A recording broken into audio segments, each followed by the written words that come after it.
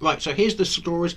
This story is in the Sun, but what I've done is I'm going to have to blur it, because it's a national newspaper and there might be some issues with copyright. So I blurred this, but here's the story in the Sun, the news of the world. So I've just had to blur this, but because it's covered in adverts and there might be problems with copyright issues. But yeah, it's a huge story. It's just breaking now within the last few days. Yeah, ancient treasure stolen from a store cupboard up north. Thousands of pounds worth of metal detecting equipment finds. Like Bronze Age axes, hordes of hammered coins. This story is horrific. This chap by the name of Paul Barford has done a transcript of the newspaper story. So what I'll do is I'll read from that, and I'll put a link to his page down below if you want to go and look at his page. But these are some of the items that have been stolen. Look, hordes of hammered coins worth God knows how much, and they were left in a storeroom. They were gonna laugh. What, up at near the broom? Near the brooms and the Ajax.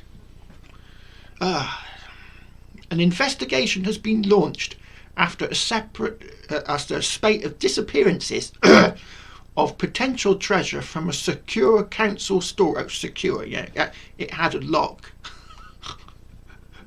Amid fears of an inside job. Metal detectorists across Cumbria and Lancashire over the last 4 years. 4 years now. I've got stuff that I've been waiting and waiting. They've had it for years, and I looked recently at their because they have minutes of meetings. The last time they had a minuted meeting of the Treasure Valuation Committee was in 2020, in November 2020. So almost 3 years ago. So that's probably why it's been piling up in this storeroom. There's probably I wouldn't want to speculate, but I'm sure someone thought, oh, I might worth a few quid that. Anyway, I digress. Over the last 4 years, there is believed to have been worth thousands of pounds in total. The finds have been handed over to the authorities pending an inquest to determine whether or not they officially constitute treasure. However, all the detectorists fear that the missing items have already been flittered away, I'd imagine. Oh, yeah. One unnamed metal detectorist told The Sun, "This is devastating." So it's a breaking in the last few days, this huge story of these people giving over their finds to the flows, wherever they were. Where was it? Cumbria and Lancashire, and someone's been filtering. Oh, what's the word? I come out with these words and then to forget what they are. Filtering, yeah, I think something like that. Anyway, someone has been,